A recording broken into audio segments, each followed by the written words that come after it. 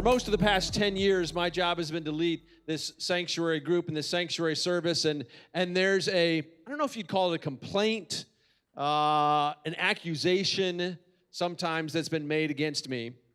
And the accusation is that I have favorites here between you guys that are sitting out here, that I have like favorites. And sometimes the accusation is that all of a sudden there'll be like a new favorite. And the truth is, it's true. It really is true. It really is true. It's kind of like me, my kids aren't here tonight. I got 5 kids, and they say you don't have favorites. Well, you kind of do, really, but you love them all, but you do. And often the reason I have like a new favorite person is because somebody will come into Sanctuary, and I'll see them, and they'll be like this dynamic, exciting person who's on fire for God. Like somebody who's really, there's a depth of character and leadership ability, and I get excited about that. I get excited about seeing people who I believe are going to be the next generation of leaders for the kingdom of God. And so I do. The truth is, I do. And then I get to know you a little bit, and then my excitement fades a little bit. But now I'm up here tonight because I get to introduce the person who's going to speak tonight. And the truth is, this is a person who I did see 5 years ago. This person showed up at Sanctuary. They were, at that time, a student at Fairfield University, leading the college ministry there. And I remember seeing them and going, wow, there's something about this person. A depth of character, leadership ability, and just the ability to kind of excite people about who God is and lead people in that. And she started to get involved here at Sanctuary, began to be a leader at Sanctuary, graduated so she could finally spend more time leading here at Sanctuary, continued to lead in amazing ways to the point of we decided we have to hire this person to work here at this church. So unlike some people, where it begins to fade, it never did. And so now she's the director of serving here at Black Rock Church, and it is my privilege to introduce Pauline Santos tonight. Thanks, Josh. That was good. And I got a hug. That is the best. I have to be a favorite to get that. I am so happy. That was an amazing introduction. Thank you. I don't know if I can really live up to all of that, but I will try. And I'm glad it hasn't faded. Hopefully, I'll be one of your favorite people, too, because I know you guys are my favorite people. And I look forward to being here. So I am so excited. I know that I got to speak a little bit during our Rwanda night, and that was awesome, so stay tuned for the next one, and hopefully we will get to hear from other people. But tonight, this topic that we're talking about, this series of baggage claim that we kicked off last week with Pastor Steve, which was awesome. It got so good. Now we all walk around asking each other, like, oh, what's your type? Are you a dispenser? Are you a repressor? I know all of us have been doing that, and I have. But this topic right here came from the hearts of the people that are sitting around that seat. Unlike some of our previous ones, this topic came from our Sanctuary Advisory Team, which before I started working here, I had just the privilege to be a part of. And that's a group of people that are just so in love and so passionate about Sanctuary that they allow us to call them up and say, hey, what do you think about these ideas? Or what's pressing on your heart? Where do you think that Sanctuary should go next? So that came straight from their hearts in one of those meetings, and you're like, hey, let's do this series and talk about baggage claim and talk about a few of the things that we're holding on to that we should, be taking a good look at it. But the first place that my mind went when we're talking about baggage claim is exactly what's on this picture right here. It's an airport and it's travel. And if you guys know me, I love to travel. If I could, I would travel every other weekend. I'd probably be broke, but it would be worth it. Anybody else like to travel in here? There we go. Good. So I think of that, and I think of an airport, and I think about a bag. And if you know me, I'm a planner. I'm a high-capacity person. So I love to think about what to bring to these places no matter where I'm going. And there's this one item that I always bring with me, and it took me a while to find it, but once I found it, changed my life. And the one thing that I bring with me, no matter where I'm going, thanks, Tread, is this handy suitcase right here. It's blue. I was looking for purple, they didn't have it, but this is fine. It's blue. And this thing has been with me since I got it. Everywhere, it's even a little dirty and has felt, it doesn't matter. I want it to be falling apart, and I'll keep having it. This suitcase is my favorite for so many reasons. So first of all, it has these outside pockets over here, and it's hard to find something that's sturdy and has good pockets, but it's expandable on the side, and if I open that, there are pockets on the inside. There's a side pocket, there's a mesh pocket, and it's deep enough and it expands, so that it has all these reasons. But the only reason why I looked for it so much, not only does it have all of that, but it has these two things that allow you to grab it, these two handles. And usually you only have one on top, or you only have something here, but this one has two. And the reason why I do that, and I was looking for something that had two handles, is because as somebody who likes to travel, I have this number one rule that I will not break, or at least I try not to. And beyond what I'm just bringing here and thinking about the most efficient way to pack, is that I have this one rule. If I can't pack my bag and I can't lift it above my head, I will not bring it. So unlike some women, I know it's unusual, I don't overpack. I don't try to bring more than I have to. I try to be very efficient because that's my rule. If I put too much in here, I can't lift it up. Either I pack well or I hit the gym more, and I haven't been doing that a lot. So this is my rule, and as I was thinking of it, it kind of brought me back to our baggage claim series, and in this thought that I'm like, okay, the reason why I need to be able to lift this is because I want to be ready to always do this by myself, no matter where I am, no matter where I go, no matter what happens. If I'm going to New Hampshire to our sanctuary retreat, or if I'm going to Rwanda, which I did bring this for a 10-day trip, that's all I brought, is that I need to carry this by myself. And that may seem noble, it may seem cool, but it really did show something about me that God had been trying to talk about it for a long time, but I wouldn't give him the room. And Joshua likes to say that you don't preach a sermon unless you're ready to preach it to yourself. So when they asked me to speak and they said, what are you going to talk about? I was like, well, there's this one thing that God keeps trying to tell me about. And I'm like, God, let's not go there. And that's self-reliance. The whole idea that I can do this by myself and I should do this by myself, that permeates my life from the minute that I choose a suitcase to bring to every other area that I try to do. And there are a few reasons, and people do this all the time. If you don't believe me, you will see. But before we go any further, I wanted to just clarify what self-reliance means. And I'm a nerd, and I like definitions too. Camille said she did, and that's one of the reasons why we bond. Reliance, and I hate when they use the word to define the word, so I have to define reliance for you first. So reliance is dependence or trust in something or someone.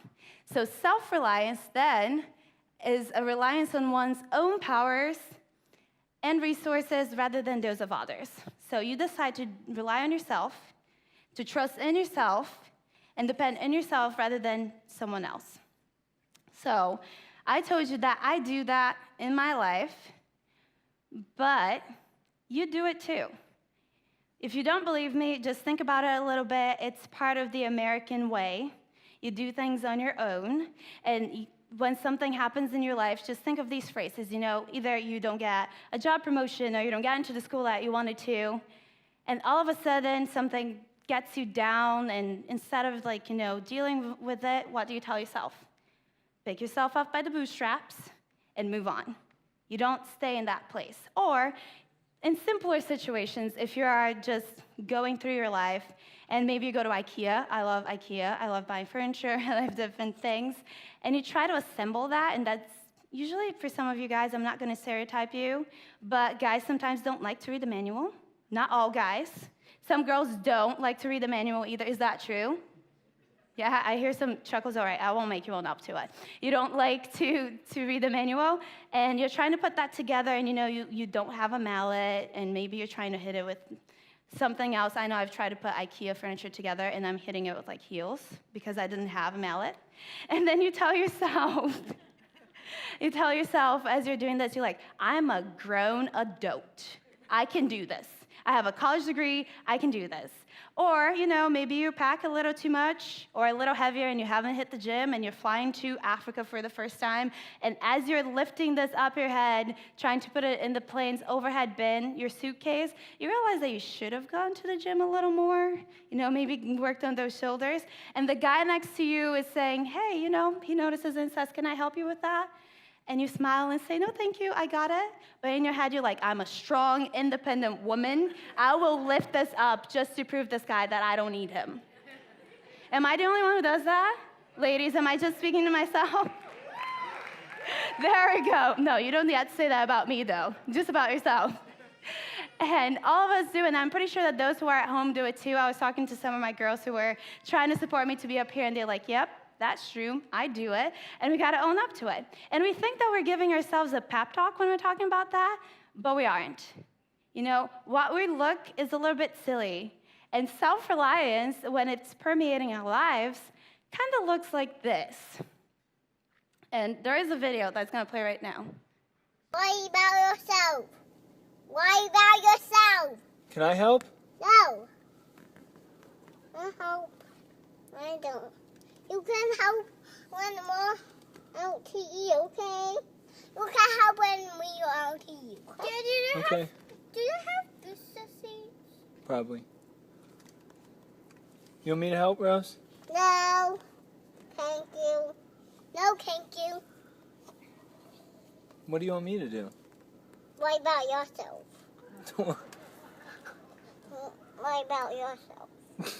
I'll do this one, so gonna do that. You drive! Worry about yourself. Go drive. Go. So if you don't speak toddler, that's what it looks like. I mean, I'm obsessed with kids, and any reason I have to throw a kid video in anything I do. But if you don't speak toddler, what she was saying was when her dad was asking her, do you need help? She was saying, worry about yourself. And she's like, worry about yourself. And he asks, do you need help? She goes, no. And then she realizes that was a little too harsh. And she says, no, thank you. You know how many of us do that? Sometimes somebody says, can I help you? Like, no. And then you're like, actually, no, thanks, I've got this. And to one point that she turns to her dad and says, you drive. Like, my job is to do this, and your job is to worry about yourself and drive. Why are you looking at me? Why are you asking me if I need help? And it may be silly that we're comparing ourselves to children, but we do that all the time. And that's what we look like. We look silly because some of the reasons why we do it and why we just have self-reliance all the time, it's because we overemphasize our own abilities. She's probably 2, maybe 3. That's like my best guess. But she is set on knowing that she can do that by herself. It's like, I can buckle this up, and I'm going to do it. And, Dad, you keep driving, and you don't tell me what to do. And how many times we do that in our lives where we have a problem? Maybe it's something simple like putting a piece of furniture together. Other times it's something a little bigger. And instead of asking for help, we're like, I have this. Like, I got this. I'm going to do it. And watch me. I'm going to do it. Or the other reason why we do it is because we undermine the problem. So that was a cute video, and it was just about a belt buckle. But that's a seat belt, and she's a 3-year-old in the back of a car. And that's the one thing that will probably keep her alive in the case of an accident. And in our lives, we do the same thing. We find problems, you know, maybe you are a little down and you've been down in the season for a while. And if you're here on Thursday, maybe you look at depression or the times in your life that you're sad, and you say, you know, that's just a small season. I don't need help with that. That's a small problem. I'm not going to go there. Or you have an addiction that you can't get over, a sin in your life that you can't get over, a person that you can't forgive. There's trauma from your past, and you're like, that happens to everyone. It's okay. That should be in my life. That's completely normal. But the real reason, and as I was thinking about this, is the one that spoke to me the most, is because we refuse to accept help, because asking for help to us makes it seem like we're powerless. Like we are looking and living at our lives, and because we can handle something and we think we should handle something, you feel bad about yourself. You think that help is going to come in the sense of, you know, pity, as if you ask for help, people are going to stop looking at you the same way. They're going to stop thinking of you as a leader. They're going to stop thinking of you as somebody who has potential. Or they're going to look at you and say, whoa, what? You know, what a pansy. That's not even something big. And I hope we don't think that about other people, but we certainly think about it ourselves in that way. I know I have for a long time in my life. I know that for me, once I started thinking about it, and you may not know this about me, but as a Latina, as an only child, and as somebody who is high capacity, likes to get things done, my default, my nature is to be like, I got this. I will do this by myself, and nobody's gonna help me. I was probably like that little kid. If my mom asked me for help, I'm like, no, I do it. And I was talking to Josh, and there's a season in all of our lives when we were toddlers that you just are so bent on doing things by yourself. And you ask them, can I do this? You're like, no, I do it. But now we're 25, 26, whatever age you are, and we're still acting the same way. Because I think that asking for help is gonna show weakness. But if we look at it in a different lens, and in fact, before I go even further, I want you to turn to the person next to you, your friend, and I'm gonna clear that up. And you're gonna tell them, asking for help does not make you powerless. Just clear that up. Go ahead. I see some people that are like nudging and saying, hey, now you tell yourself that and say it proudly. Asking for help does not make me powerless. There we go. It does not make you powerless. And I'm going to show you why it doesn't make you powerless. As I was looking through this in my own life and trying to figure out, okay, God, you're going to go there, so we're going to go into the Bible and figure it out. If you're going to expose this in my life, I need to go find some answers, because clearly if I can't do it by myself, why am I going to try to figure it out by myself? So let's go to the Bible and see a few passages. And you can read some on your own. I put them there. But I just love to see how in the Psalms, especially in the Old Testament, there are so many passages that talk about help. And they talk about the psalmist, whether it was David or the other writers. He's always saying, God, you are my help and my shield. God, I look to you. Where does my help come from? It comes from the God who created the heavens and earth. In times of war, they're talking about, blessed are you, O Israel, who calls upon the name of the Lord, a people that will be saved by the Lord. And all of these times, we try not to ask for help, but in the Bible, people are asking God for help left and right. So I'm like, okay, they're doing this one way that I'm not. I should start doing that in my life. And I wanted to find out a little more, because we, in our culture, like I said, tend to think about help as weakness, and we associate it with pity, we associate it with powerlessness. But in the Bible, as you look further, this word help or helper, in some of the passages that we said, it's the word in Hebrew, and I'm going to try my best pronunciation. Are you ready? It's ezer. That was pretty good. I think that was pretty good. It's not ezer, like I wanted to say it. That is always associated with might, with prowess. And in fact, the roots of this word are strength and power. Like if you're looking at the root word of them, they share the same uzo and the easy and the uzi. That is used to show people's power and people's strength, and that's exactly what it means. And then we go back to the Bible, in those passages, it is used 21 times in the Old Testament, and it's always used to either showcase God's power and his strength in coming to the aid of his people, or it's used in military aid and military power and military prowess in terms of numbers, or the other two times, which was, some of my favorite findings, is used in Genesis when God talks about the woman and why he created them. So that's a different sermon. I can come back and talk about that. But it is about strength and power and nothing else you got in your head. Okay? Good. So going back to it, why do we keep associating it with weakness, with something that's not at all there? It's not even part of the word. It's not part of the root word. If you look at it and we see God and look at help in this context, and going back to the definition of reliance and using power, we begin to see a God that's, much bigger. It's not a God that's being like, oh, bless her heart, she can't handle that, so I got to go and intervene. It's a God who loves you, who is completely enthralled with the daily happenings of your life, and who chooses to allow you to get a little taste of his power.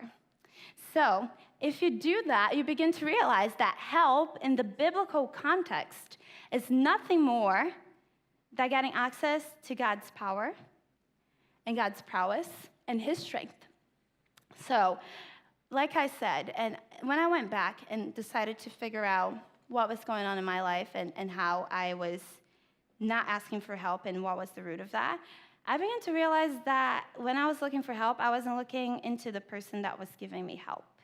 And if you go into the Bible, and here's my Bible, it's probably going to start falling apart a few years from now, I decided to look at it and see when this help is used, they're talking about a God that is the maker of heavens and earth. Like, have you wrapped your mind around that?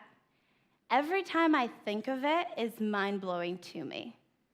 Like, this God who created literally everything, and I mean everything, who created Earth, who created planets and the universe, and I'm a little bit of a nerd and like to watch, Discovery Channel and the History Channel and talk about Animal Planet and see all these things. And my favorite ones is when I'm talking about galaxies and talking about things that are light years away and the fact that we can see and all the science behind that I don't always understand. But we see that as a guy who decided to make a world and then decided to make people and say that it was good and decided to then go on and say that was his best creation and decided to give us everything and give dominion over it. And then say, not only do I give you dominion over it, but I'm going to allow you to share in my power.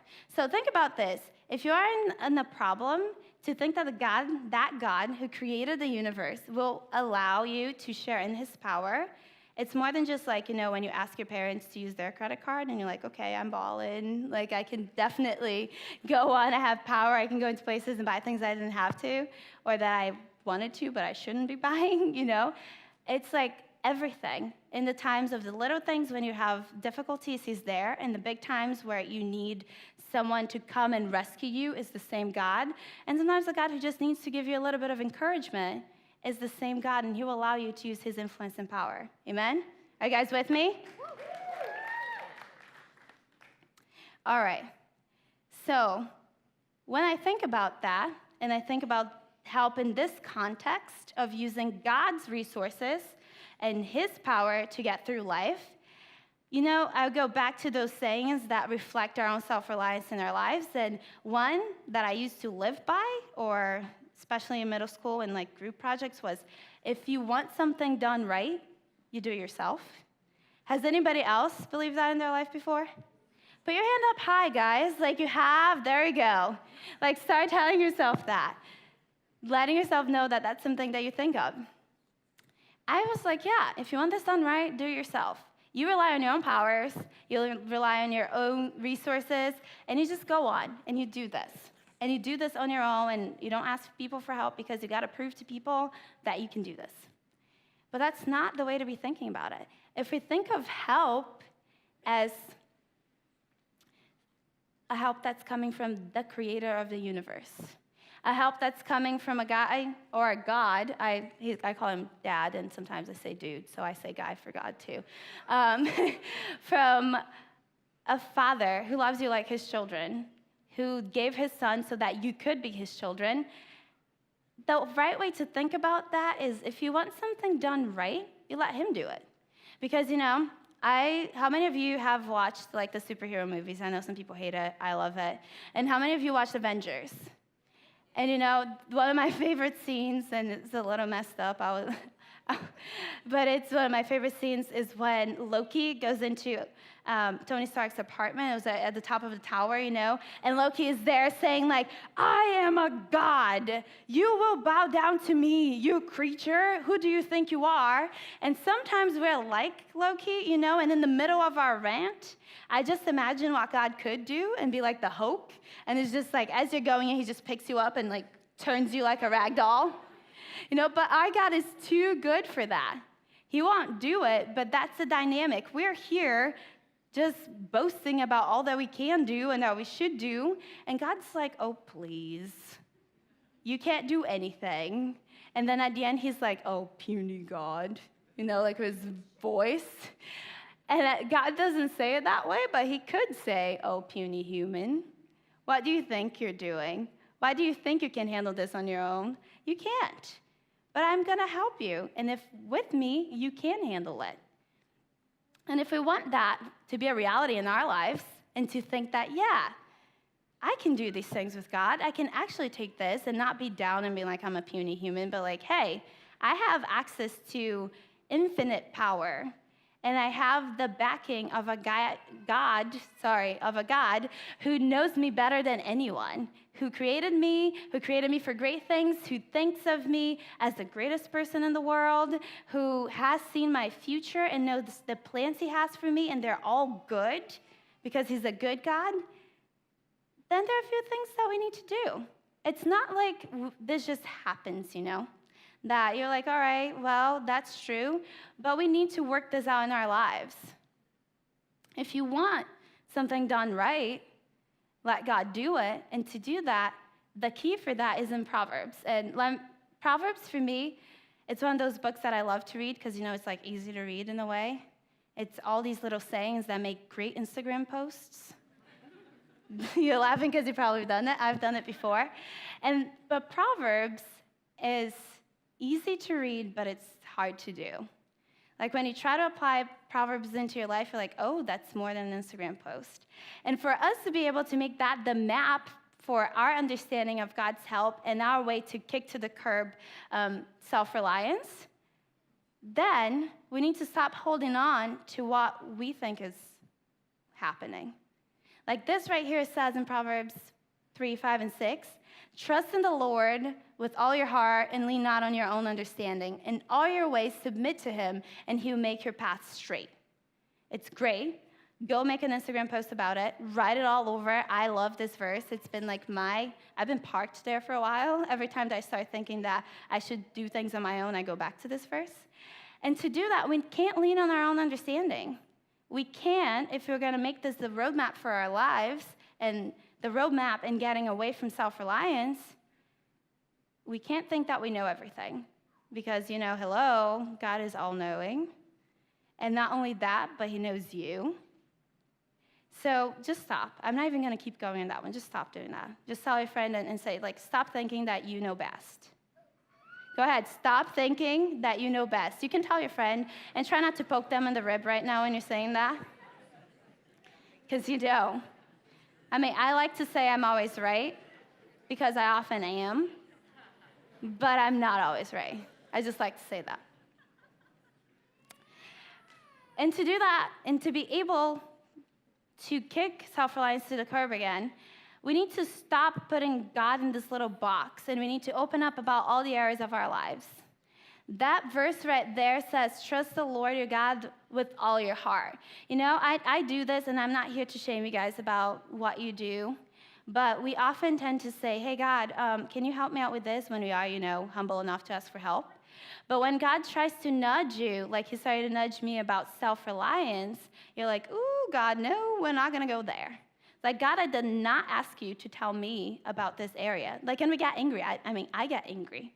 I'm like, God, no, I'm asking you for help with my career, or I'm asking you for help with my relationships, and God's like, no, we're going to work on you. And you're like, nope, I didn't ask you for that. Can you just answer the questions that I asked you, God, instead of nudging me this way? But God is a good God, and he's not going to go into any areas of your life that you don't allow him to. But to be able to live this as a roadmap and to be able to be fully reliant on him, we need to give him access into all areas of our lives. It's sad that we think there are things that are beyond help. I know some of us here have a relationship maybe with our parents or with our siblings or families that, although they're great, they're all human and we're all sinful. And when God tries to nudge us about those relationships and seeking reconciliation, you're like, God, you don't know my family. They're beyond help. I'm not going to go there.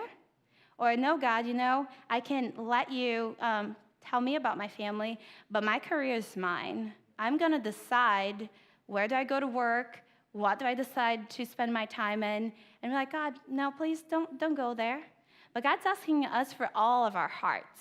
And again, it reads very easily. It's pretty. Trust God with all of your heart, wholeheartedly trust God. But when you try to put that into practice, it's really, really difficult.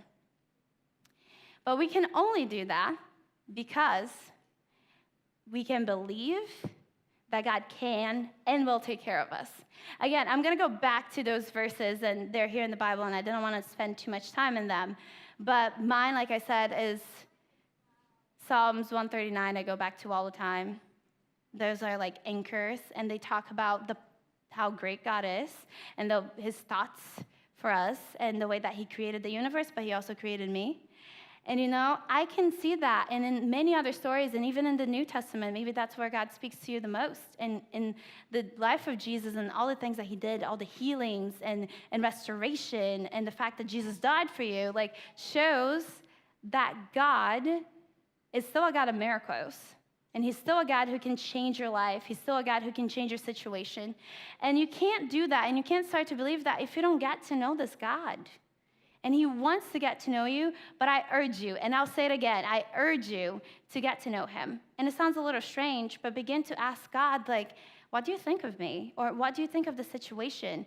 Or is this true, God? Are you still a God who can make miracles happen? Start to ask him those questions, because once you do, you can have this unwavering belief that he can. Not only that he can do things in your life, but that he will. You will understand that you're his child, that you're beloved, that he wants the best for you, that he will do anything for you. Go back to our one verse that everybody knows, which is John 3:16. What does it say? Okay, I know we want to say it. For God so... Oh, you guys sound like you're dead. Come on. For God so loved the world that he gave his one and only son. So...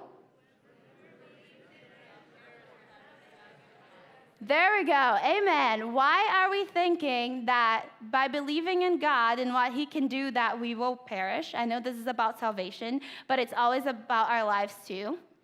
Why are we not believing that God's going to give us life abundantly and that he's going to do what he says he's going to do and that he's the God of his word? Why are we still not believing that? But once we begin to believe it, and we begin to stop leaning on our own understanding, and we begin to give God our passions, our frustrations, our dreams, and every area of our life, you know what that looks like? That stopped looking like this, which we've had carrying around all this time, which is self-reliance. You guys can see it. And this bag of self-reliance. And all of a sudden, it starts looking like this. This goes away, and it becomes trust. This that we've been carrying around this whole time and thinking that we're the ones who can, grab this by the two handles it has because it's great and lift it over our heads, it becomes trust. While we begin to live that roadmap for our lives, God is doing something wonderful in the background. It's like this utopian TSA, which we hoped would be the case, and sometimes it is. And he comes, and as you go and you decide to check that baggage, because when you're into the airport, you walk through the checks, you go through TSA, and then you give them your bag, and they give you a ticket, and it's just up there, and it just goes into, maybe you get to see it go under your plane from your window. Other times you have no idea where that bag goes. But if God is taking care of our bag, it's like this utopian TSA where while we're in the air, God opens our bags and begins to take everything that shouldn't be in there out of it. Like that fear of things just going wrong if you don't clutch to that bag all the time, of not making that your carry-on, it begins to disappear. The dreams that you had and they've died, God just begins to put them back in there, or better dreams. Or, if you try to bring a knife or something, try to smuggle something that's sanctioned, TSA opens your bag, and that's not in there anymore when you get to your destination. God does that too. All those things inside of you that shouldn't be there, while you're in the air, God is working on your bag. And he's turning that self-reliance that should be a carry-on into trust and into something that you should be able to carry, and it's light. All of a sudden, it's not heavy anymore. I can lift it, no problem. I can carry on wheels. And I'm going to say that again because I think we don't believe that. We don't believe that God can take out all the things that shouldn't be there and put all the things that you need to face your life. But as I was saying, this doesn't happen without you going and checking that bag. without you saying, okay, it's a carry-on. I've been carrying this my whole life, or I've been carrying this for however long it has been, 3 months, 5 years, and saying, I know it's a carry-on. I know that it fits on the overhead bin. I know I can lift this, but here we go. Let me check this. You can't claim something on the other side if you don't give it up first. And it's amazing because what stops us from doing that is what I said. All of that's happening while you're still traveling towards your destination. Like, you don't get to see this. Sometimes I don't see it, and I just, got to believe that it's going to be there. And it's going to be on that conveyor belt when I get to my destination. And it's while we are up in the air that God works in our lives. And it takes our intentionality to just check it first.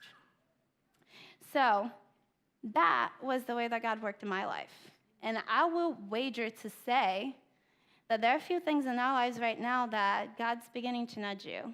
And he's saying, hey, you're relying on your own power and your own ability to take care of that. You think that because you chose a bag that has all the things that you wanted, that you should be carrying it with you towards your destination. But God is saying, no, give it to me.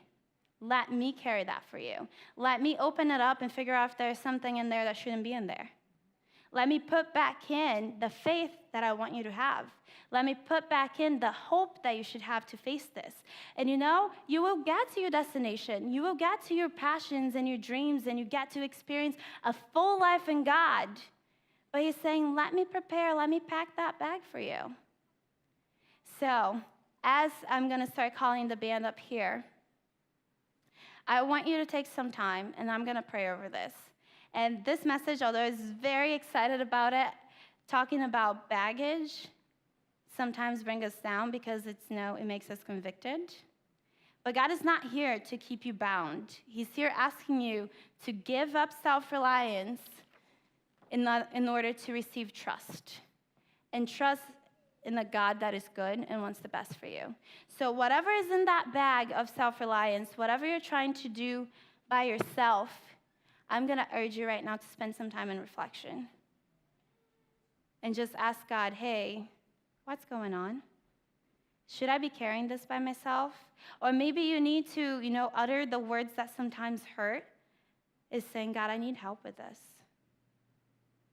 So I'm going to ask you to bow down your heads, and we're going to pray a little bit.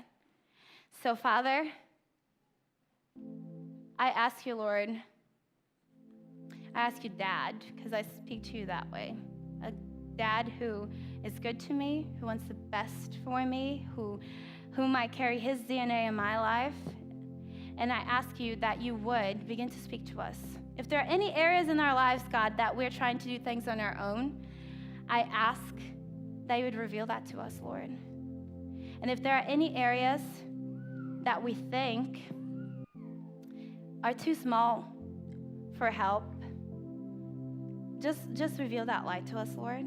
And Father, we decide to collectively check that bag of self-reliance, and we ask, Lord, that you give us trust in return. That whatever we don't believe that you could do, remind us of how great you are, God, of your power and what you have for us.